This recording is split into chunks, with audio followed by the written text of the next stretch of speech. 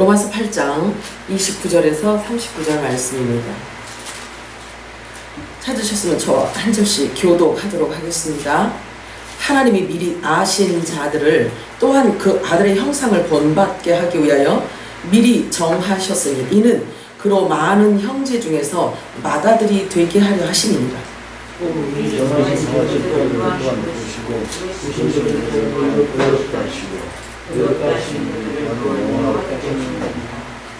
그런즉 이 일에 대하여 우리가 무슨 말을 하리요? 만일 하나님이 우리를 위하시면 누가 우리를 대적하리요?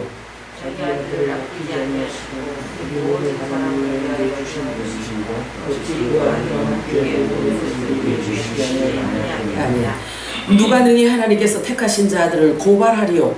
어렵다 하신 이는 하나님이시니 누가 정죄하리요? 죽으실 뿐 아니라 다시 살아나신 이는 그리스도 예수시니 그는 하나님의 편에 하시하여 우리를 위하여 간구하시는 자신이라. 아멘. 누가 우리를 그리스도의 사랑에서 끊으리요? 환난이나 곤고나 박해나 기근이나 적신이나 위험이나 칼이리야. 그때마다 우리가 종일 주시하여 죽임을 당하게 되며 부살을 당하는 양같이 영을 받아내라. 그러나 이 모든 일에 우리를 사랑하시는 이로 말미암아 우리가 넉넉히 이기느니라. 확신하노니 사망이나 생명이나 천사들이나 이제 것이라들이나 현재일이나 장래일이나 능력이나 다 같이요? 높음이나 깊음이나 다른 어떤 피조물이라도 우리를 우리 주 그리스도 예수에 있는 하나님의 사랑에서 끊을 수 없으리라. 아멘. 아멘이죠. 우리 매일같이 이와 같은 고백을 해야 되는 것입니다. 자, 오늘도 성령께서 우리들에게 들려주시는 음성이 여러분 모두에게 들려지기를 축복합니다. 오늘 읽은 본문 말씀을 가지고 미리 아신 자라는 제목으로 우리 함께 은혜를 나눠보도록 하겠습니다. 오늘도 여러분 자신들이 어떤 존재인지를 더 깊이 경험하고 체험하는 시간이 되시기를 바랍니다. 그래서 하나님과 나의 관계를 바르고 깊게 알아서 그래서 우리의 입술에 찬양과 감사의 열매가 창조되어지기를 축복합니다. 오늘 본문 맏아들이라는 뜻은요, 구구학적으로 놓고 보아도 먼저 태어남을 뜻하는 말입니다. 또 다른 표현으로는 본질이 같다는 것을 말하고 싶은 거죠. 본질이 같다라는 것을 말하는 그 의미이기도 합니다. 새가 알이 부화되면요, 새의 알이 부화되면 알로 있을 때는 잘 모르잖아요. 그런데 그 알이 부화가 되면 어미새와 똑같은 본질을 갖고 똑같은 모습으로 나오는 것과 마찬가지예요. 그래서 짐승이나 동물도 역시 새끼를 낳으면 송아지, 강아지, 원숭이 새끼 이러잖아요. 이렇게 불리우는 경우와 똑같은 이치인 거예요. 많은 형제 중에 맏아들이라고 예수님을 그렇게 성경은 말하고 있잖아요. 그래서 그분이 바로 우리의 머리가 되시는 예수 그리스도이신 것입니다. 하나님께 맏아들인 예수 그리스도는 다른 형제들이 그분으로부터 모든 생명을 공급받아야만 하는 머리와 지체의 관계라는 사실을 성경은 우리들에게 말씀해주고 있어요. 생명의 관계, 끊을 수 없는 관계, 하나됨의 관계, 연합의 관계를 뜻하는 말입니다. 그러므로 그분의 생명을 공급받아야 살아가는 저와 여러분은 그분의 형상과 닮은 자들이 되어가는 것이 지극히 마땅한 것입니다. 아멘이지요. 그러므로 우리는 그리스도의 형상까지 닮아가지 않으면 안 돼요. 닮지 않는다는 것은 아니라는 거든 아니라는 얘기예요. 연합이 되어 있지 않다라는 것을 말하고 있는 거예요. 그리고 닮아야 돼요, 당연히. 그래서 미리 아신 자들이라는 뜻을 성경은 다음과 같이 설명하고 있어요. 로마서 8장 29절 읽어볼까요? 시작. 하나님이 미리 아신 자들을 또한 그 아들의 형상을 본받게 하기 위하여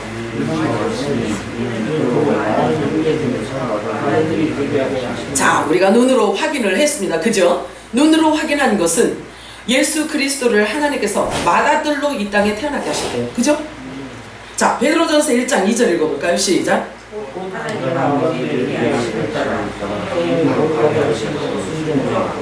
예수 그리스도의 뜻을 위하여 말씀하시는 내게 감지 않으니 때와 평강이 너희를 더욱 많아졌도다. 하나님께서 우리를 미리 아신 자라고 표현을 해주고 있어요. 그죠? 그런데 우리를 미리 아신 자로 부르셔서 우리를 어떻게 하겠다라고 말씀하셨냐면 성령으로 우리를 거룩하게 해주신다는 거예요. 그죠? 인간의 어떤 애씀과 노력과 공부와 학식으로 되는 것이 아니라 성령이 우리 안에 임하여졌을 때, 그럴 때 예수 그리스도를 받아들이라고 한 것처럼 이 예수 그리스도 지체에 붙어 있는 자들을 또한 거룩하게 만들어 주신다는 거예요. 누가? 성령께서. 자, 로마서 8장은 이렇게 30절 한번 읽어볼까요? 시작.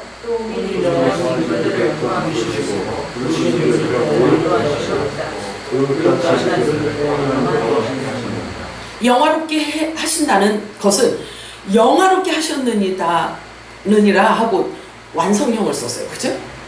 성령께서 오시면 예수 형상과 같도록 만들어 놓으셨잖아요. 하나님 보시기에는요, 영원전에 계획해 놓으신 그 상황을 볼 때 이미 이루어진 상태를 지금 바울은 그대로 기록하고 있는 거예요. 되어짐을 바라고 있는 거예요. 우리들에게 엄청난 소망이에요. 오늘 말씀, 모든 말씀이 다 소망입니다. 자, 에베소서 1장 4절 5절 읽어볼까요? 시작. 곧 창세전에 그리스도 안에서 우리를 택하사 우리로 사랑 안에서 그 앞에 거룩하고 흠이 없게 하시려고 그 기쁘신 뜻대로 우리를 예정하사 예수 그리스도로 말미암아 자기의 아들들이 되게 하셨으니. 아멘. 내가 하나님의 아들이 되고 싶어갖고 마구 무언가를 한 게 아니에요. 하나님께서 그렇게 이미 정해놓으셨대요. 예정해놓으셨대요. 하나님께서는 미리 정하신 자를 부르십니다. 성경이 이렇게 말하고 있죠. 정하신 자를 부르신다는 거예요. 그 부르신 자들을 의롭다고 해주신대요. 의롭게 해주신대요. 그래서 하나님께서 의롭다 하신 그들 또한 영화롭게 반드시 예수 그리스도와 같은 부활체를 입어 부활의 몸으로 데려가시겠다라는 말씀인 것입니다. 뿐만 아니라 이미 그리스도 안에서 함께 하늘에 앉혀주셨다고 에베소서는 말씀하고 있어요. 완성형을 쓰고 계세요. 자, 성경은 그들을 일컬어 만세전에 이미 어린 양의 생명책에 기록된 자들이라고 말하고 있습니다.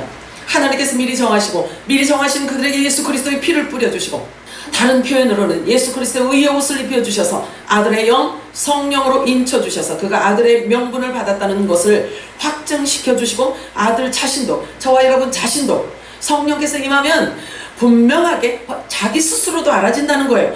자기 자신도 알 수 있도록, 확인할 수 있도록 너무나 분명하게 새 언약을 우리 신비에 새겨 확증시켜 주시는 것입니다.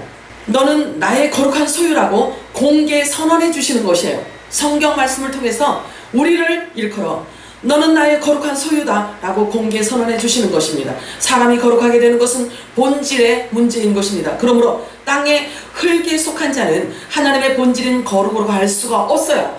땅의 흙에 속한 자들은요, 거룩의 본질로 갈 수가 없습니다. 흉내는 낼 수 있을까요? 말로는 되겠죠. 그런데 본질 자체는 거룩으로 갈 수가 없어요. 본질이 같은 자라 해도 그가 거룩하게 되는 것은 예수 그리스도의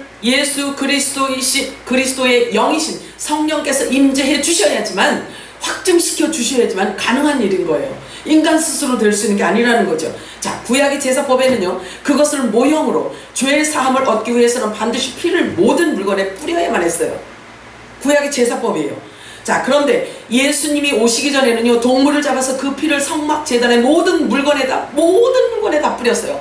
피를 뿌린 이유는 그 피로 인하여서 하나님께서 그렇게 인정해 주시겠다는 거예요. 그렇게 법을 주셨기 때문에 그 법대로 하면 죄를 용서해 주는 것이라 라고 이렇게 법을 제정해 주신 거예요. 그래서 예수 그리스도가 흘릴 이 피를 모형을 하고 동물을 잡아서 그 피를 모든 제단의 물건에 다 뿌렸어요. 자, 그렇다면 구약에도요, 구약의 제사법에도 피가 없이는 안 되었어요. 그래서 히브리서 9장에는 율법을 따라 거의 모든 물건이 피로써 정결하게 되나니, 이 법이에요. 이게 정결하게 되나니 피 흘림이 없은즉 사함이 없느니라. 그래서 구약 율법부터 계속해서 예수 그리스도를 모형하고 그림화 되어지는 짐승들이 그렇게 죽어갔어요. 그래서 그 피를 제사 드리는 그 제단 뿔에 다 뿌린 거예요. 그렇게 함으로 거룩하게 해주겠다, 주님께서 약속을 그렇게 하셨기 때문에 그런 거예요. 구약의 율법은 그림자이고 모형이기 때문에, 그러나 그것으로는 온전히 죄 없이 함을 할 수가 없는 거예요.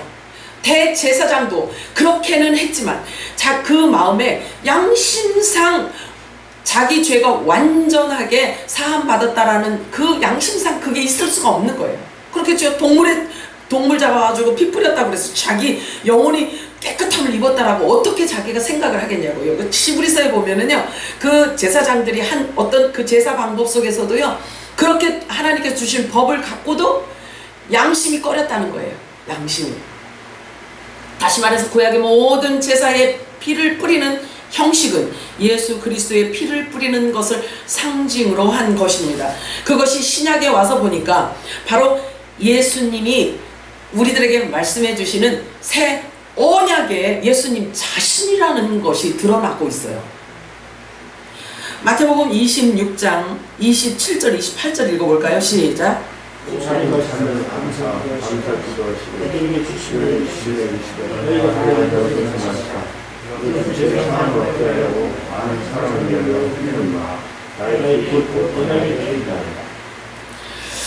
보세요.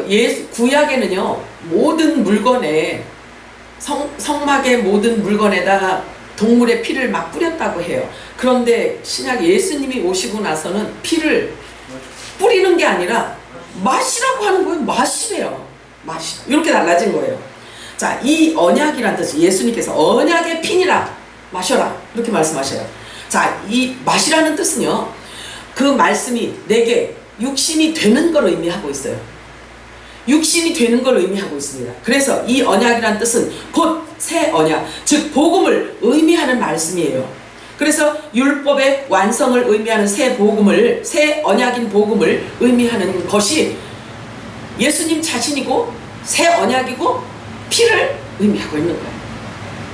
예수님 자신이 복음이고 예수님 자신이 새 언약인 것입니다. 그래서 내 살을 먹고 내 피를 마시는 자는 그 안에 영생을 가졌다 이렇게 표현하고 있어요. 예수님이 내 피를 마시는 자는 그 안에 영생을 가졌다 이렇게 표현하고 있습니다. 그리고 내 피를 마시는 자는 그가 내 안에 거하고 나도 그 안에 거한다 이렇게 말하고 있어요. 이것이 연합인 거예요. 아멘이죠? 무엇으로 연합돼요? 피로 연합되는데 그게 말씀인 거예요. 아멘. 또 그 피가, 자, 계시록 19장에 보면은 그가 피 뿌린 옷을 입었는데 어린 양을 말해요. 예수님. 자, 그 이름은 하나님의 말씀이라 칭하더라 라고 말하고 있어요. 요한복음 6장 53절에서 56절 읽어볼까요? 시작.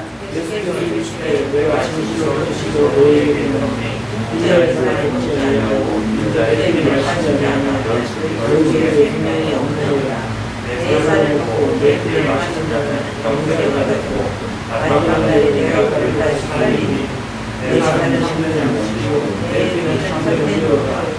내 살을 먹고 내 피를 마시는 자는 내 안에 거하고 나도 그 안에 거하노니. 아멘이죠? 자, 구약의 율법의 제사법에는 피를 뿌리는 모습이었지만 신약에는 마시도록 되어 있죠. 그것은 곧 예수 그리스도와 연합이 되는데 말씀이 우리 안에 들어와서 신비에 새겨지고 그 말씀이 나의 육신이 되어지는 연합을 말하고 있어요. 그래서 예수님과 우리의 관계는 생명의 관계라고 말씀하십니다. 아멘인가요? 네, 그 생명의 관계가 어떤 방법으로 연합이 될 수 있는지에 대해서 성경은 오직 성령이 임하실 때만 가능하다고 말씀하고 있는 거예요. 그래서 성령이 임하는 자는 이미 하나님께서 아신 바 된 자들에게만 성령이 임해요. 아들의 영이기 때문에 그런 거예요. 그래서 아들의 영에게 임하는 성령은 그가 와서 성령께서 오셔서 우리들에게 주신 모든 메시지를 전부 다 기억나게 하고 생각나게 하고 깨달아져서 하늘 복음으로 바꿔버리는 거예요. 자, 예수님과 우리의 관계는 생명관계라는 것을 분명히 아셔야 됩니다. 그래서 예수님이 말씀하시기를 내 말이 영이요 생명이다.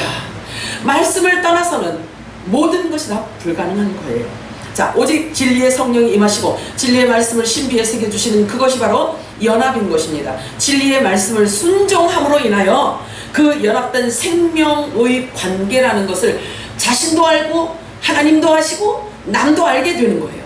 증명되어지는 거예요. 열매로 나타나기 때문에 그런 것입니다. 베드로전서 1장 19절에서 23절 읽어볼까요? 시작.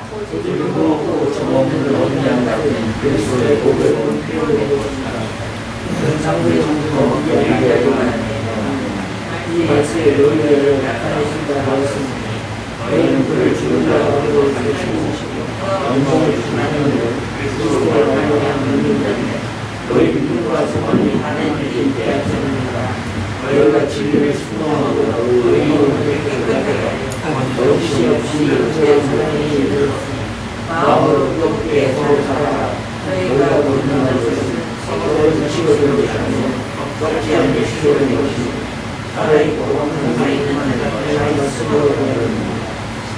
네. 우리는 그동안에 너무 하나님 말씀을 소홀히 여겼다는 것 인정하죠. 소홀히 여겼어요. 그냥 성경은 성경이고 나는 나고 이랬던 것 같아요. 자, 이 말씀만 봐도요. 성령으로 거듭난 자들의 특징은요. 마음으로 뜨겁게 사랑한대요. 그냥 외식이 아니고 뜨겁게 사랑한다 해요. 자, 우리는 분명하게 알아야 합니다. 우리가 성령의 권위와 성령의 역사하심에 대해서 조금이라도 우리가 소홀히 하면 안 됩니다. 앞으로는 안 돼요. 그동안에 우리가 어떻게 살아왔는지 상관없지만 어떻게 지난 걸 어떻게 하겠어요. 그치? 몰라서 그렇다 치고 하나님 잘못했어요 하고 넘어갑시다. 하나님 용서해달라고 하시고 그리고 앞으로는 안 돼요. 앞으로는 성령에 의해서 우리들에게 하나님이 계속 이렇게 말씀을 주고 계시잖아요. 그래서 말씀에 대한 권위와 성령의 역사하심에 대해서 우리는 소홀히 하면 안 됩니다. 하나님의 말씀을 바르게 볼 수 없습니다. 성령께서 임하셔서 성령님을 여러분들이 의지하지 않으면요 하나님의 말씀이 바르게 보여지지 않아요. 잘 알아지지 않는단 말이에요. 그래서 성령으로부터 주어지는 계시는 가장 먼저 성령께서 우리 안에 임하였다는 그것을 입증해주는 방법은 뭐냐면요, 우리가 스스로 알 수 있는 방법은 뭐냐면요, 예수를 바르게 알아지는 거예요. 예수를 바르게 알아져요. 말씀을 통해서 예수 그리스도를 바르게 알아진다는 거예요. 말씀의 권위를 높인다는 사실이에요. 그래서 여러분 안에 부활의 영, 성령이 진정으로 임하셨는지에 대해서 알 수 있는 그 방법, 예수님을 바르게 알고 진리를 통해서 하나님을 볼 수 있게 해주시는 거예요. 성령께서 하시는 역할이기 때문에 그렇습니다. 그래서 성령은 바로 예수님의 영이시기 때문에 진리를 벗어나서 죄의 길로 갈 수 없도록 유전자 자체 안에 세팅이 되어 있어요. 성령께서 오시면 그래요. 그래서 유전자 자체가 성령께서 오시면 유전자 자체, 우리가 알아듣기 쉬운 말로 유전자 자체에 그렇게 프로그램화 되어 있기 때문에 프로그램화 되어 있는 거예요. 그래서 죽음, 사망을 가져온 이 첫사람 아담의 유전자와 달라요. 성령께서 오시면 다르단 말이에요. 그 유전자가 다르단 말이에요.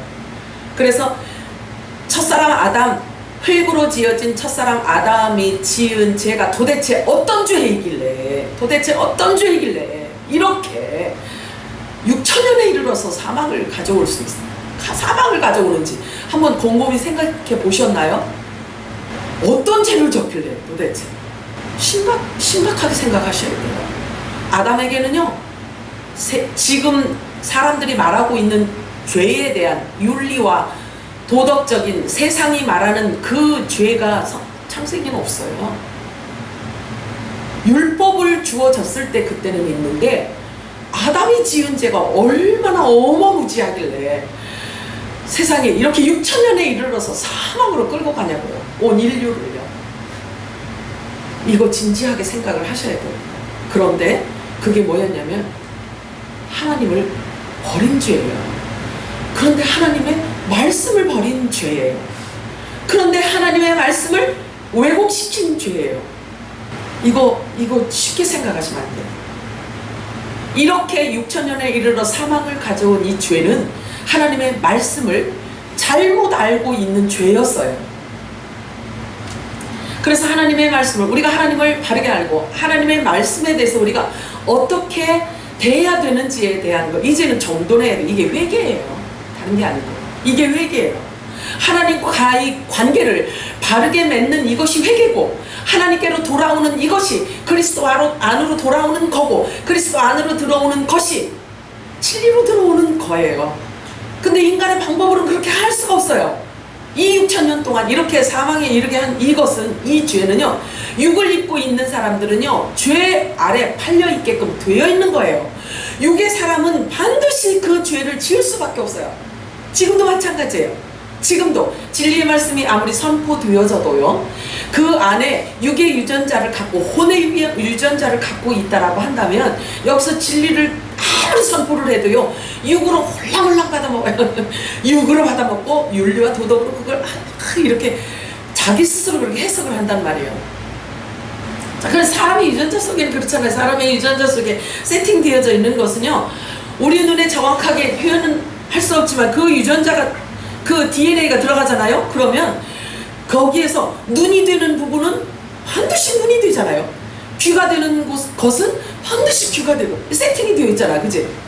눈이 되어라, 귀가 되어라, 그리고 너는 손과 발이 되어라. 그 유전자 안에 이렇게 되어 있듯이. 그죠?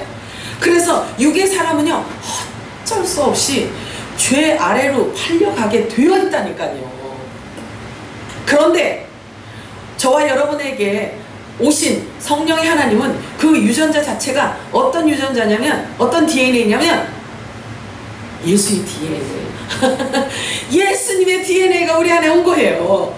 우리 안에 와서 예수님이 갖고 있는 그 DNA대로 우리를 그렇게 만들어가는 거예요. 이해가 되나요? 그렇게 만들어 가신다. 그래서 그 안에 아들의 영, 진리의 성령이 오시면 그 세팅되어진 대로 하나님의 아들의 형상대로 우리가 그렇게 변화되는 거예요. 화되어가는 거예요. 그 안에 씨가 있기 때문에 그런 거예요. 씨가. 씨는 말씀이잖아요. 그지? 씨는 말씀이란 말이에요. 그래서 우리 안에 씨가 있기 때문에 예수의 씨, 예수의 생명, 말씀, 영, 하나님의 말씀, 진리의 말씀, 그 빛이 들어오면 우리를 예수화 시켜버린다고요. 이렇게 만들어간다고요. 내가 안 변하고 싶어도 변해요.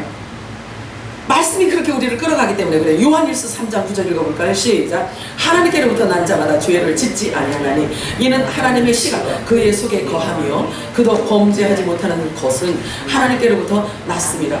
분명하죠? 그죠? 이렇게 하나님의 씨가 저와 여러분 속에 거하면 죄를 짓지 않는데요. 아담이 지은 죄를 지을 수가 없다는 거예요. 첫사람 아담이 지은 죄. 왜? 아예 말씀이 신비와 새겨졌는데? 말씀이 육신이 되어버렸는데? 근데 그 말씀이 우리를 그렇게 끌어가는데? 하나님의 아들이라는 확증을 성령께서 오셔서 진리로 우리를 그렇게 끌어가는데? 어떻게 불순종으로 가냐고요.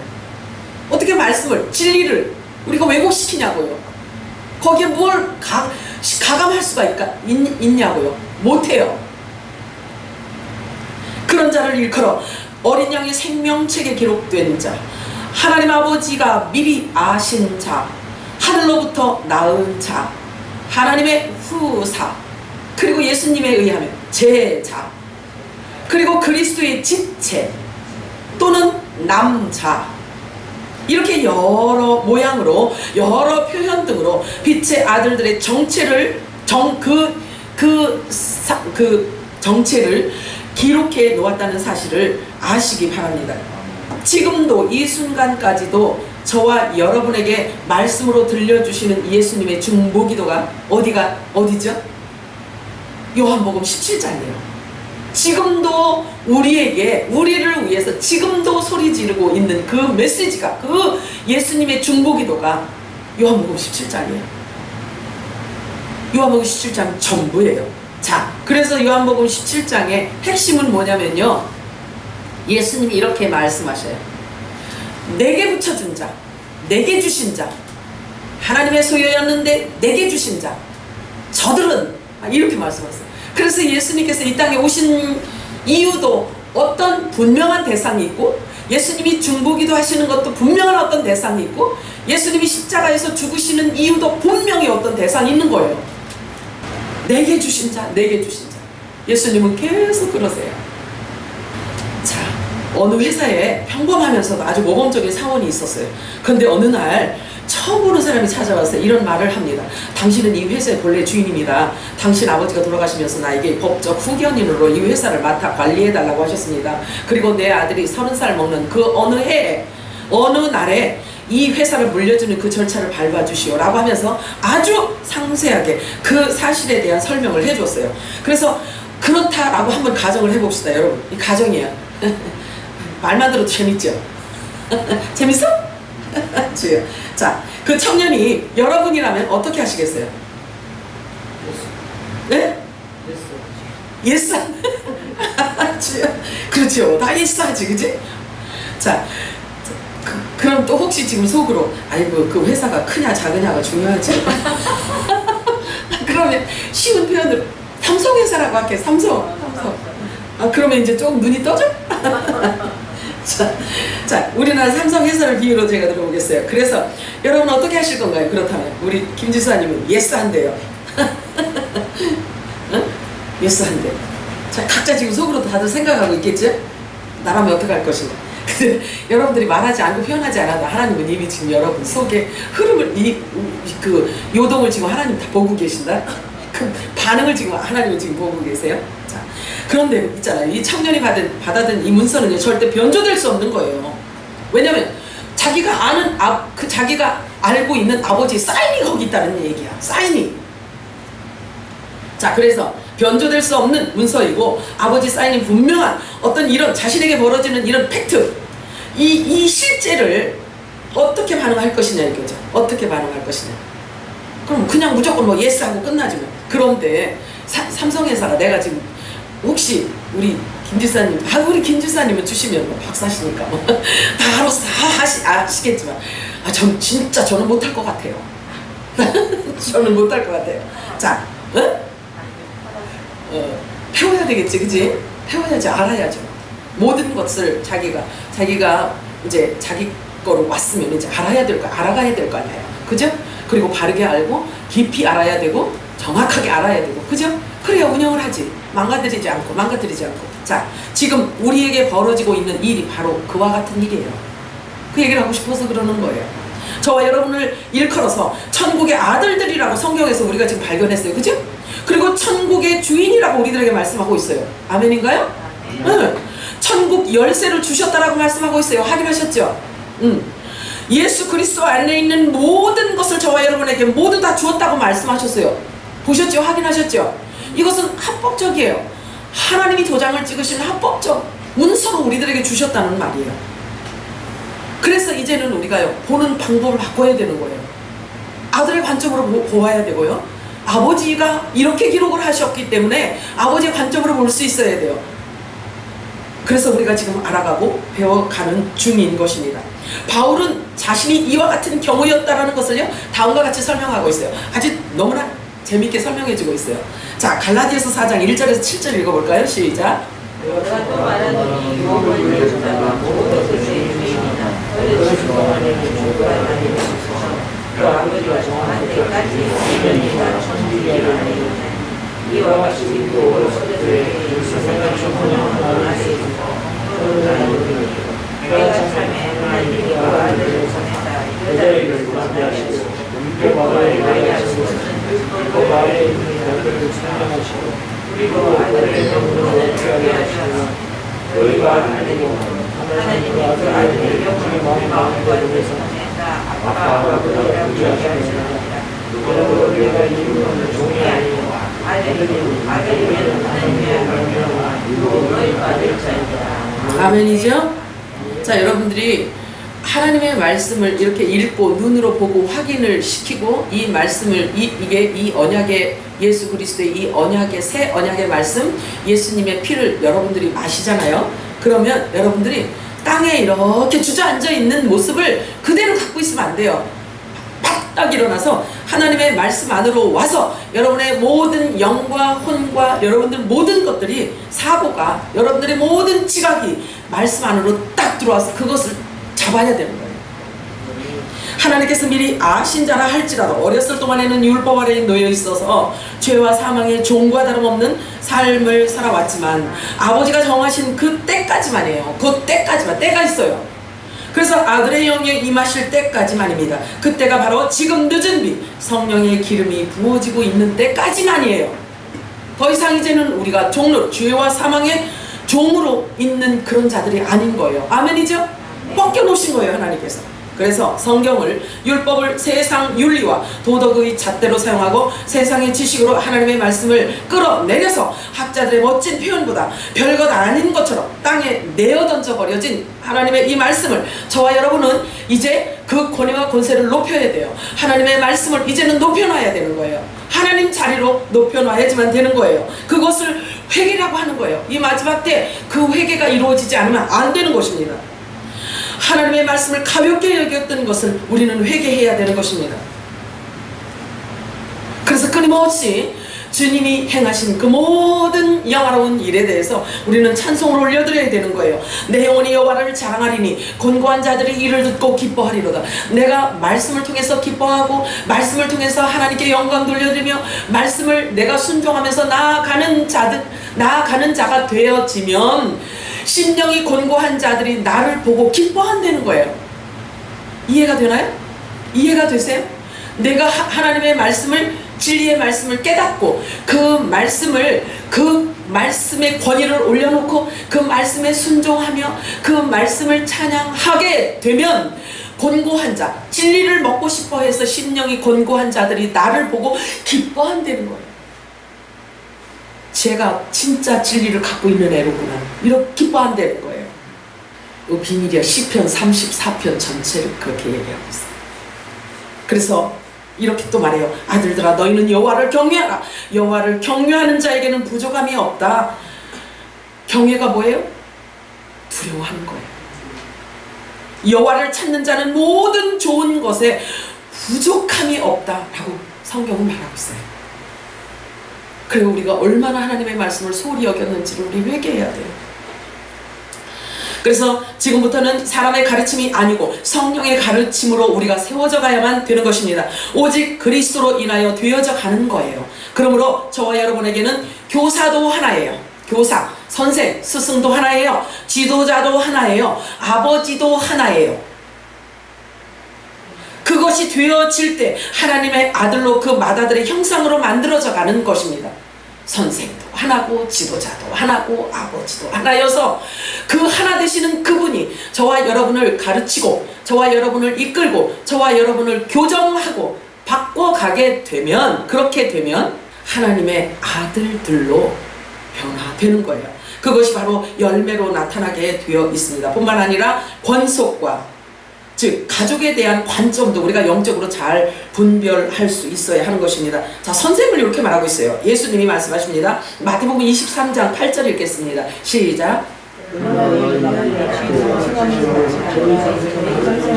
지도자에 대해서 이렇게 말씀하세요. 마태복음 23장 10절 시작.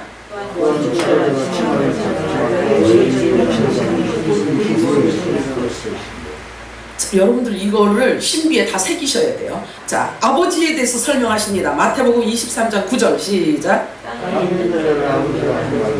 너희 아버지는 하늘에 계시니라. 우리 아버지가 하늘에 계시대요. 그죠? 자, 그래서 하나님은 모든 영의 아버지시라 이렇게 말씀하고 있어요. 그래서 모든 영의 아버지라는 뜻이 뭐예요? 영이신 말씀으로 거듭난 자들의 아버지는 하나님이에요. 이해가 되죠? 자, 권속, 가족에 대해서 또 이렇게 설명하고 있어요. 마가복음 3장 31절에서 35절 읽습니다. 시작.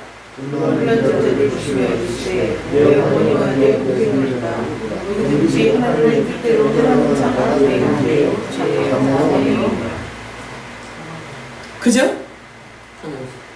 어떤 자가 하나님의 아들이요 형제라고요? 옳지, 옳지. 하나님의 말씀, 진리의 말씀을 순종하게 되면 저와 여러분이 영혼이 깨끗해진다고 아까 말씀하셨지, 그치? 영혼이 깨끗해진 그들, 하나님의 말씀대로 순종하는 그들은 그 영혼이 깨끗해지고 거룩하여져서 하나님의 아들들이라는 거예요. 하나님 나라의 패밀리, 하나님의 가족이라는 거예요. 저와 여러분을 낳았고 저와 여러분에게, 자, 가족에 대한 정의, 선생에 대한 정의, 지도자에 대한 정의, 아버지에 대한 정의, 이것이 성경이 말씀하고 있는 영의 소리인 거예요. 영의 소리. 그래서 영의 관점인 것입니다. 영의 아버지가 영의 아들들인 저와 여러분을 낳으셨어요. 그죠? 영으로 낳았다고 하잖아요. 영이 뭐예요? 말씀이죠.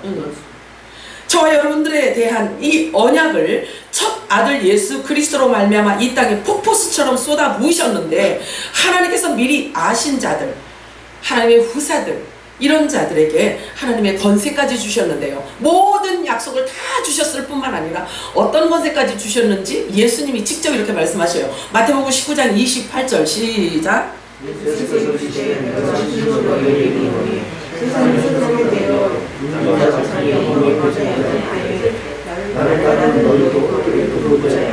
이스라엘을 기술자를 심판하라. 이것은 왕권을 주신 거예요. 왕권이 왕좌에 앉아서 심판의 권좌가 왕좌예요. 자, 우리 각자들 얼굴 좀 한번 쳐다보세요. 이 왕권을 갖고 심판할 수 있는 이런 권세를 가진 자들인데 얼굴을 어떻게 보이십니까? 어떻게 보이세요? 빛이 나요. 빛이 나요. 자, 그래서 왕좌에 앉아 심판하는 권세를 우리들에게 주셨어요. 이건 두루뭉술한 게 아니잖아요. 그지? 내가 만들어낸 말이 아니잖아요. 그래서 천국의 주인이래요. 우리 보고요. 천국의 주인이래. 천국의 열쇠를 우리들에게 주셨는데 천국을 열고 닫는 그 열쇠를 우리들에게 주셨다는 거예요. 심장이 벌렁거려서 더 이상 이을 수가 없는 이런 권세를 주셨다는 거예요. 저와 여러분에게. 자, 그렇다면 이 권세를 받은 저와 여러분이 어떻게 바뀌어가야 되겠어요? 어떻게 바뀌어가야 되나요? 문서대로 하나님이 주신 이 말씀대로 우리가요, 이게 육신이 되어져야 돼요. 아멘이죠? 사도 요한은 다음과 같이 말하고 있어요. 하나님께로 난 자마다 죄를 짓지 않는다고 말하고 있죠. 하나님께로 난 자마다 죄를 짓지 않는데요. 그 이유는 뭔가요? 그 이유는 그 안에 하나님의 씨가 있어서 그런 거예요. 씨가 있어서 하나님의 말씀, 진리의 말씀이 있기 때문에 그런 거예요. 자, 그러므로 이 땅에 속한 자들이 아니라는 거지요. 이 땅에 속한 자가 아니라는 거예요. 그래서 성령님, 아들의 영이 임하여서 하나님을 이제는 우리가 진짜로 우리의 아버지, 우리의 영의 아버지, 하나님이 우리 아버지라는 것이 확증되어지는 그 순간 저와 여러분은 주소가 바뀌어요. 소속이 바꿔지는 거예요. 천국으로 바뀌어지게 된 거예요. 동의하시나요? 이거는 동의 정도가 아니에요. 이건 생명이에요. 생명. 예수님께서 말씀하신 죄는 하나님의 말씀을 모르는 것, 말씀을 믿지 못하는 것, 순종하지 않는 것을 죄라고 말씀하십니다. 그런데 하나님께로 난 자는 그 안에 하나님의 씨가 있으니 어찌 죄로 갈 수가 있겠냐고요. 안 되죠. 즉 하나님의 말씀이 있기 때문에 죄와 상관없이 산다는 거예요. 하나님께서 보실 때. 자, 그렇다고요. 내가 이렇게 말하면 여러분 속으로 어떻게 생각하고 계신지 모르겠지만 실제로 하나님의 DNA 유전자, 하나님의 아들의 유전자를 갖고 있지 않은 자들은 이렇게 올컨이 됐다. 이제 천국은 따는 당상이구나. 이제는 내 멋대로 그냥 살아가면 되겠구나. 이렇게 생각하시고 마음대로 하세요. 마음대로 하세요. 저는 하나님 말씀 그대로 전해드릴 뿐이에요. 그리고 선택은 여러분들이 하시는 거예요. 그리고 순종하느냐 안 하느냐 여러분들이 알아서 하시는 거예요. 나는 전하는 데까지만 전할 수 있거든요. 자, 요한일서 5장 4절과 18절 읽어볼까요? 시작. 세상을 이기는 승리는 이것이니 우리의 믿음이니라. 하나님께로부터 난 자는 다 범죄하지 아니하는 줄을 우리가 아노라. 하나님께로부터 나신 자가 그를 지키심에 악한 자가 그를 만지지도 못하느니라. 아멘. 아멘. 하나님의 씨가 우리 안에 있으면, 성령이 우리 안에 있으면 그것을 하나님의 빛이 임하였다라고 합니다. 그러면 하나님의 빛이 임한 자를 어둠이 어찌 건드리겠냐고요. 그래서 이렇게 설명해주고 있는 거예요. 악한 자가 우리를 만지지도 못한다는 거예요. 로마서 8장 29절 읽어볼까요? 시작. 하나님이 자신 자들과 그 아들의 형상을 본받게 하기 위하여 미리 정하셨으니 이는 그 많은 형제에서 받아들이게 하셨습니다. 오늘 설교에는 이 말씀이 연거푸 나오고 있네. 계속 나오고 있어요. 자, 우리 안에 하나님의 씨가 있다면 하나님께서 미리 아신 자들인 거예요. 그래서 미리 아신 자들을 어떻게 하나님께서 만들어 가시냐면 예수 그리스도화 되어가게 만드시는 거예요. 그 말씀이 우리를 그렇게 만들어 갑니다. 그래서 아들의 형상을 본받게 하기 위해서 예수 그리스도를 먼저 보내시고 그 다음에 그 마다들과 그 형상을 본받게 하기 위해서 저와 여러분을 이렇게 끌어가시는 거예요. 지금 만들어가고 계시는 거예요. 저와 여러분이 하나님의 아들일진데 그 영광과 그 영화로움은 천사도 흠모한다고 말씀하고 있어요. 너희가 이제는 종이 아니요 아들이니 아들이면 하나님의 말씀으로 유업을 받을 자니라. 늦은 비 성령이 임한 자들을 말하고 있습니다. 이 유업은 이 땅에 있는 그 어떤 회사, 아까 얘기했던 것처럼 회사 정도 아니잖아요. 하나님이 우리들에게 유업을 주시는 것, 우리들과 받을 그 유업은 회사 정도가 아니잖아요. 그렇다고 뭐 삼성제가 무시하는 건 아니고 그거에 어찌 비하겠습니까? 저와 여러분이 하나님께로부터 받은 유업은 하나님 나라를 유업으로 받게 될 것을 이미 작정되어졌다라고 말씀하고 있는 거예요. 잘 말씀을 받으셔야. 그래서 여러분들의 신비에 새기시기 바랍니다. 우리가 그동안에 종로릇 하면서 살아왔어요. 보면 종교의 종이 되었고 이렇게 세상 가르침의 종이 되었고 세상 지식의 가르침에 종로릇 하면서 살아왔어요. 그런데 우리가 그것을 후회하는 것은 아니에요. 왜냐하면 하나님의 허용하심 속에 있었기 때문에 그렇습니다. 그 과정을 하나님께서 허용하셨기 때문에 우리가 거쳐온 거예요. 앞서 드린 말씀, 제가 앞서 말씀드린 것처럼 갑자기 그 말단 사원이 자신의 신분이 그 엄청난 회사의 주인이라는 자신의 신분을 발견하고 그가 처하는 반응은 저와 여러분에게도 지금 똑같은 거예요. 하나님께서 저와 여러분을 하나님의 아들들을 이미 하나님께서 아는 자, 미리 아신 자, 이미 정해놓은 자, 하나님이 그래서 유업을 주려고 하나님께서 정해진 자라는 것을 저와 여러분이 성경을 통해서 발견을 했다면 우리의 모든 관점이 다 바뀌어야 되는 것입니다. 생각도 바뀌어야 되고 말도 바뀌어야 되고 언어도 바뀌어야 되고 지각도 바뀌어야 되고 마음도 바뀌어야 되고 생각이 바뀌어야 되는 것입니다. 당연히 바뀌어야 되는 거죠. 말씀을 통해서 우리에게 알리고 계시는 사실은 하나님과 저와 여러분의 관계를 지금 선언하고 계세요. 하나님께서 저와 여러분에게 허락된 관계는 미리 아신 자의 허락됨이에요. 그리고 언약된 자예요. 그 언약은 이미 창세전에 이미 그렇게 하나님께서 미리 알고 계시다는 거예요. 그리고 그렇게 정했다는 거예요. 창세전에, 만물이 창조되기 전에. 너무 엄청나니까 여러분들은 말씀을 듣는데도 불구하고 뭔지 몰라 지금 이러고 있어. 너무 엄청나니까. 그렇기 때문에요, 우리가 지각을 훈련시킬 필요가 있는 거예요. 뭘로? 말씀으로 훈련시키는 거예요. 자꾸 말씀으로 교정해 가는 거예요. 우리가 영적인 훈련을 이렇게 해가는 거예요. 영의 말로, 영의 세계를 자꾸 훈련해 가야지만 되는 거예요. 그래서 이미 창세전에 저와 여러분을 일컬어서 좋은 시, 영의 생명들이라고 그렇게 성경은 우리들에게 선언해주고 있습니다. 드러내주고 있습니다. 이 엄청난 것이 실제이며 사실임을 팩트로 설명하고 있는 것입니다. 영원 전부터 있었던 사실, 저와 여러분의 존재를 다음과 같이 설명하고 있습니다. 예수 그리스도 말씀하시는 내게 준 자, 그들을 또 이렇게 설명하고 있어요. 이사야 선지자를 통해서 예수님이 그 안에 말을 넣어준 거예요. 그래서 이사야를 통해서 그걸 예수님의 생각을 계속 이렇게 이렇게 꺼내는 거예요. 쏟아놓은 거예요. 자, 보십시오. 이사야서 53장 10절 읽겠습니다. 시작.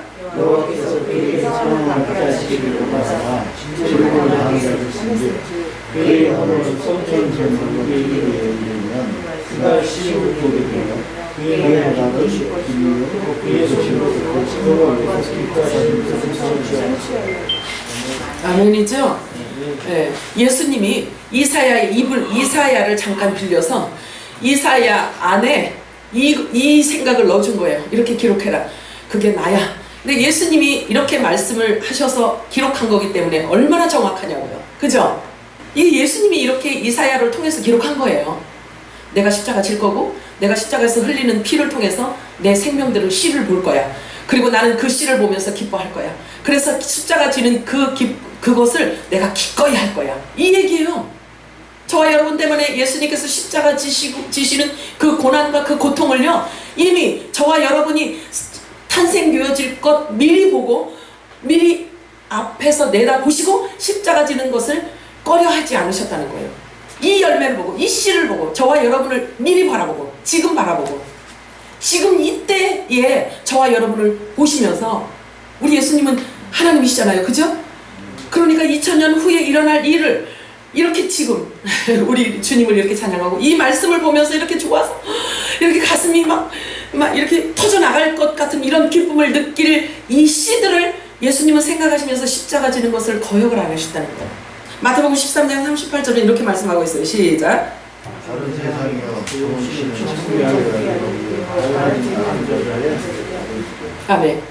이 좋은 씨 때문에 내가 십자가를 지고 이 좋은 씨들 때문에 그 씨를 보기 위해서 내가 이 땅에 왔고 종의 모습으로 사람의 모습으로 왔고 내가 십자가 지는 것도 거역하지 않을 것이며 싫어하지 않을 것이며 나는 이 씨들 때문에 내가 이렇게 목숨을 버리노라 이런 말씀하시는 거예요. 디모데후서 1장 9절 읽어볼까요? 시작.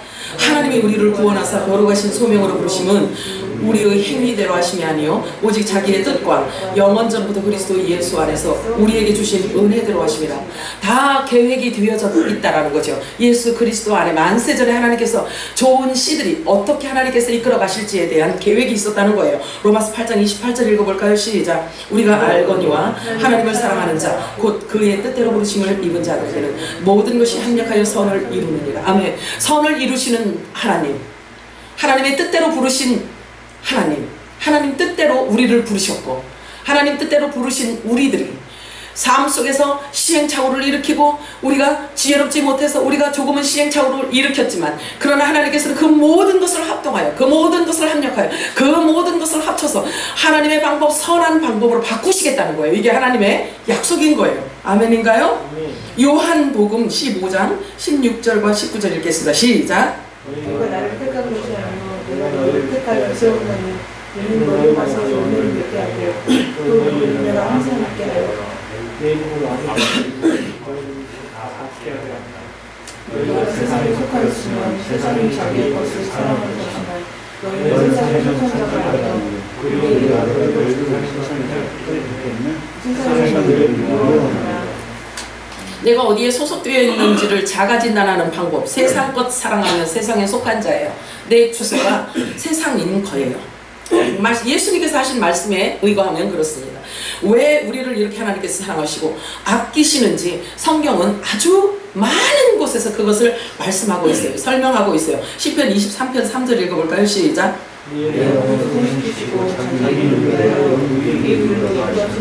하나님께서 우리를 의의 길로 인도하시는 이유가 뭐라고 그랬어요? 하나님의 이름을 위해서, 예수 그리스도 이름을 위해서, 그리스도 이름을 위해서. 그래서 우리를 의의 길로 인도하신다는 거예요. 시편 106편 8절 읽어볼까요? 시작. 그러나 여호와께서는 자기 이름을 위하여 그들을 구원하셨으니 그의 통용을 만민이 알게 하려 하시느니라. 아멘. 저와 여러분이요, 하나님이 영광과 직결되어 있다는 사실을 아시기 바랍니다. 그래서 우리의 모든 삶에 거룩한 열매를 맺지 않으면요, 하나님 이름을 망령되게 만드는 거예요. 이사야 43장 21절에는 이렇게 말씀하고 있어요. 이 백성은 내가 나를 위하여 지었나니 나의 찬송을 부르게 하려 함이라. 아멘이죠? 에베소 1장 6절은 이렇게 말씀하고 있어요. 시작. 우리에게 거저 주시는 바 그의 은혜의 영광을 찬송하게 하려는 것이라. 아멘. 우리의 입술의 열매는요, 이렇게 창조함을 받아야 돼요. 하나님의 영광을 찬송하는 입술로 바뀌어야지만 되는 거예요. 자, 에베소 1장 13절 14절 읽겠습니다. 시작. 너희도 진리의 말씀 곧 너희의 구원의 복음을 듣고 그 안에서 또한 믿어 약속의 성령으로 인치심을 받았으니 이는 우리의 기업의 보증이 그 얻으신 것을 속량하시고 그의 영광을 찬송하게 하려 하심이라. 아멘. 하나님께서 우리를 만드시고 이 땅에 보내시고 이 땅에 존재하게 하는 이유와 목적을 분명히 알아야 우리가 순종을 하죠. 그죠? 하나님의 영광을 찬송하게 하기 위해서 우리를 부르셨다는 거예요. 그리고 베드로전서 2장 9절에는 이런 말씀하세요. 우리를 기이한 빛에 들어가게 하신 이의 아름다운 덕을 선포하게 하려 함이라. 이런 말씀하고 있어요. 그리고 골로새 3장 3절에는 너희 생명이 그리스도와 함께 하나님 안에 감추어져 있느니라 라고 말씀합니다. 그리스도 안에 저와 여러분의 생명이 감춰져 있대요. 생명이 감춰져 있지만 저와 여러분은 개인의 생명이기 때문에 생명을 볼 수가 있어요, 없어요? 있어요. 성령께서 저와 여러분 안에 오시잖아요. 그러면 그리스도의 생명이 우리에게 오셔요. 그럼 우리 머리가 되시는 그분이 오셔요. 그분이 오셔서 빛으로 오셔요. 빛으로 오시기 때문에 이제는 우리의 생명이 어디에 지금 존재하고 있는지에 대해서 숨겨놓았지만 알아진다는 거예요. 알아질 수가 있는 거예요. 어디 안에 숨겨져 있어요? 그리스도 안에 숨겨져 있다라고 하는데 우리가 그리스도 안으로 들어온 상태이기 때문에 아하, 내 생명이 드러나는 거예요. 그래서 골로새 3장 3절 이 말씀은 그거예요. 우리가 예수 그리스도의 십자가에 함께 죽었어요. 우리 고백하잖아요. 그래서 제가 이 고백을 자꾸 하는 거예요. 우리 칠수님이 좋아하시는 말씀이잖아요. 자, 우리가 예수 그리스도의 십자가에 우리 육체가 죽었어요. 그래서 그러면 우리 생명 어디 있냐? 에베소에 보면은요, 주님과 함께 보좌에 앉아 있대요. 이렇게 완성형을 쓰고 계세요. 보좌에 지금 앉아 있대 우리가요. 자, 그 다음에 또 골로새 3장 3절에서 뭐라고 말씀하시냐면 너희들의 생명이 그리스도 안에 지금 숨겨진 바가 되었다. 숨겨져 있다는 거예요. 그런데 아니, 자, 이제 우리가 아들의 영이 우리에게 와서 이제는 우리가 아들이라는 것을 확증하고 있잖아요. 성경을 통해서 계속 이 문서상으로 우리가 눈으로 보고 확인하고 있잖아요. 그지? 그러면 확인되어지면 우리가 이제 우리 생명을, 이 안에 계신 성령께서 우리의 생명을 이제는 드러내주는 거예요. 우리 존재감을 우리들에게 주시는 거예요. 왜냐하면 우리가 그 정체성을, 말씀으로 정체성을 세워야지만 되기 때문에 그런 거예요. 그래서 종으로 있을 때는요, 그냥 사람에 끌려서 갔어요. 사람 세상 지식에 끌려갔어요. 그래서 세상의 윤리와 도덕으로 가르치는 성경이 그게 진짜인 줄 알았어요. 그런데 성령께서 오셔서 이제 실제로 하나님의 아들의 영이 우리에게 오셔서 너는 하나님의 아들이야. 너는 말이야, 육의 땅에 속한 흙으로 지은 그 존재 후손이 아니야.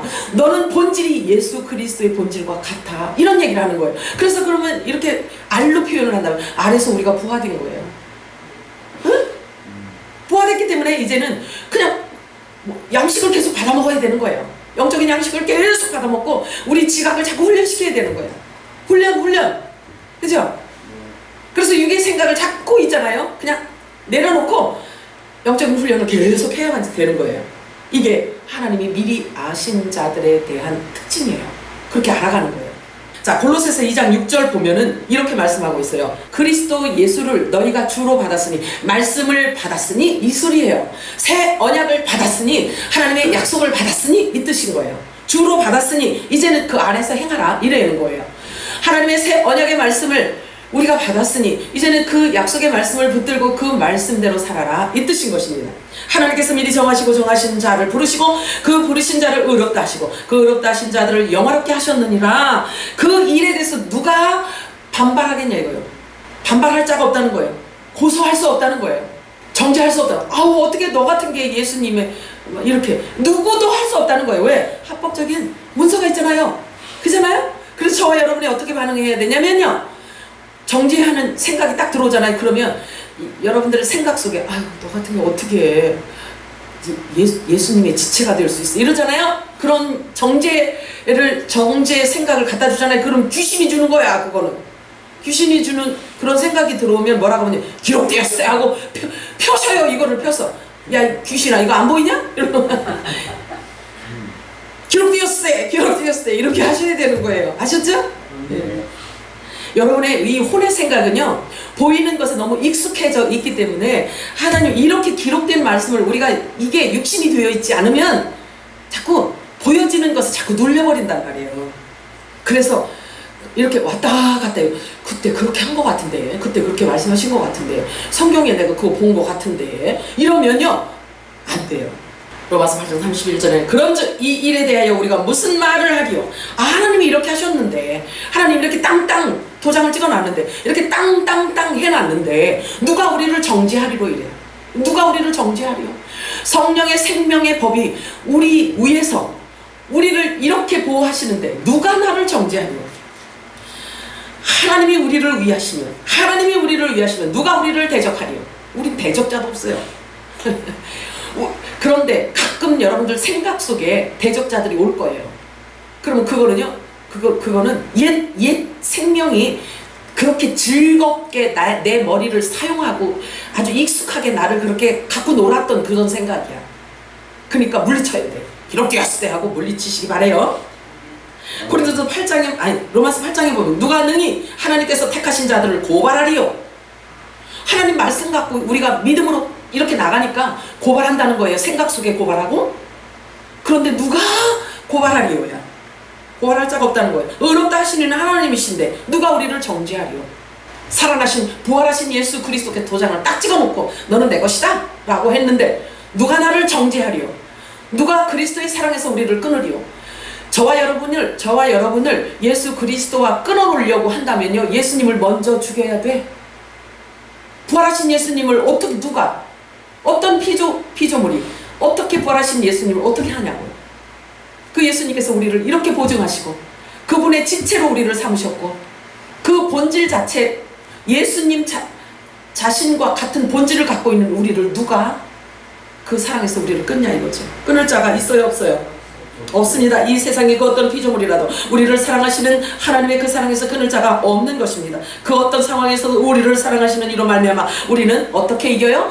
넉넉히 이긴다고 말씀하셨어요. 그냥 간신히 까딱까딱까딱까딱 이렇게 아이고 큰일 날 뻔했네 이게 아니고 넉넉히 이긴다는 거예요. 넉넉히. 아멘이죠? 아멘. 자, 갈라디아서 3장 16절 17절 읽겠습니다. 시작.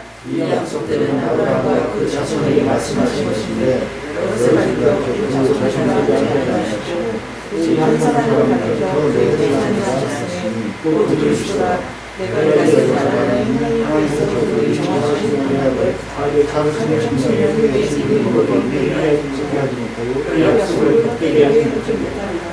아멘. 하나님의 권세, 말씀의 권세를 말하고 있는 거예요. 구원에 대한 언약을 지금 설명하고 있는 것입니다. 아브라함은 모세를 통해서 제정되어진 그 율법이 있기 훨씬 전에 존재했던 인물이에요. 그에게 약속하신 그 하나님의 언약이 모세를 통해서 제정되어진 그 율법조차도 아브라함하고 약속하신 그 언약을 폐기할 수가 없었어요. 율법으로는 구원에 이를 수 없기 때문에 그 율법보다 아브라함과 약속하신 그 횃불 언약이 더 영원한 거예요.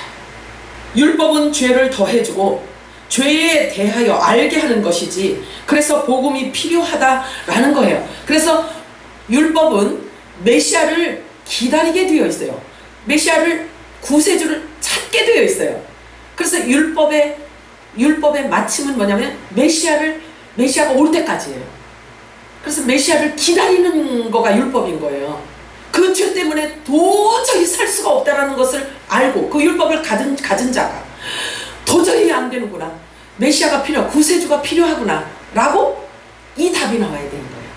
그리할 때 복음이시고 새 언약이신 예수 그리스도를 만나는 그 순간 율법으로부터 해방 이렇게 되는 거예요. 그 아들 안에 있던 생명들, 저와 여러분이에요. 예수 그리스도 안에 있던 생명들, 이미 만세전에 이 땅이 창조되기 전에 아들 안에 있던 그 생명들과의 약속은 다름 아닌 아들의 명분을 주겠다라는 것입니다. 율법에 의한 행위가 아니고 믿음으로 성령의 약속을 받은 자들이 하나님의 아들인 거예요. 만세전에 약속되어진 아들인 거예요. 갈라디아서 3장 14절 읽어볼까요? 시작. 이는 그리스도 예수 안에서 아브라함의 복이 이 땅에 내게 있어야 하고 그로 믿음으로 말미암아 성령의 약속을 받게 하려 합니다. 이 성령의 약속이 아무에게나 그냥 아무렇게나 쏟아지는 게 아니에요. 아들에게만, 어린 양의 생명책에 영원전에 기록되어져 있던 자들에게만 이게 성령이 약속되어져 있는 거예요. 그래서 이 마지막 때 지금 늦은 미 성령의 기름 부심을 우리들에게 주고 있는 것입니다. 믿으시기 바랍니다. 자, 그런데 하나님 우리의 영광을 위해서 만세전에 이런 모든 것들을 다 하나님께서 정해 놓으셨다는, 제정해 놓으셨다는 거예요. 저와 여러분이 그런 존재들인 거예요. 하나님 아버지께서 저와 여러분을 위해서 만세전에 미리 정하신 그 뜻이 무엇이냐면, 영원전에 아들이 예수 그리스도께서 아버지와 누렸던 그 영광을 우리들에게 나눠주려고 계획하셨다는 거예요. 이 땅에 사람의 모습으로 보내시고, 예수 그리스도를 그래서 이 땅에 사람으로 보내시고, 그래서 십자가에 죽게 하셔서 그리스도 안에 있던 그 영의 생명들을 낳게 하셨고, 그 죽으심에서 부활하게 하셨고, 그 부활의 길을 열어놓으시고, 그 아들들, 저와 여러분, 미리 아신 저와 여러분, 그 아들들, 영의 생명들도 산채로 부활시켜서 아들이 누리는 그 영원한 그 영광에 함께 누리게 하기 위한 하나님의 사랑이셨던 거예요. 이것이 바로 하나님 아버지의 뜻으로 미리 정해 놓으셨다, 미리 정해진 자, 하나님이 아신 바 된 자들인 겁니다. 그 비밀이 이제 저와 여러분에게 열려지고 있어요. 잘 받으시기 바라요. 그 비밀이 열려지고 있는 거예요. 아까 말했던 그 말단 사원이 어느 날 갑자기 그 큰 회사의 주인이라는 문서를 받고 놀랐을 것은 사실이에요. 그래서 그 문서 안에 있는 모든 것들을 자세히 살피겠죠. 그죠? 자세히 살피겠죠. 저와 여러분이 지금 그런 일들이 지금 벌어지고 있는 거예요.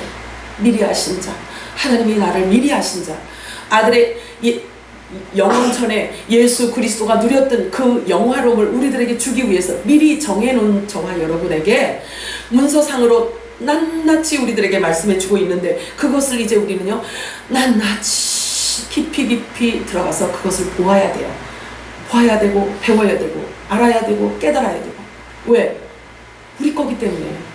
이 문서에 기록된 모든 사실 자체가 예수 그리스도가 작성한 것이고요, 하나님께서 작성한 것이기 때문에 복잡한 것 같아도 아들의 영을 가진 자들은요 이 문서를 볼 줄 알게 되어 있어요. 보게 되어 있어요. 알아지게 되어 있어요. 아버지의 생각이 이 안에 담겨져 있기 때문에 그렇습니다. 그래서 설명할 수도 있어요.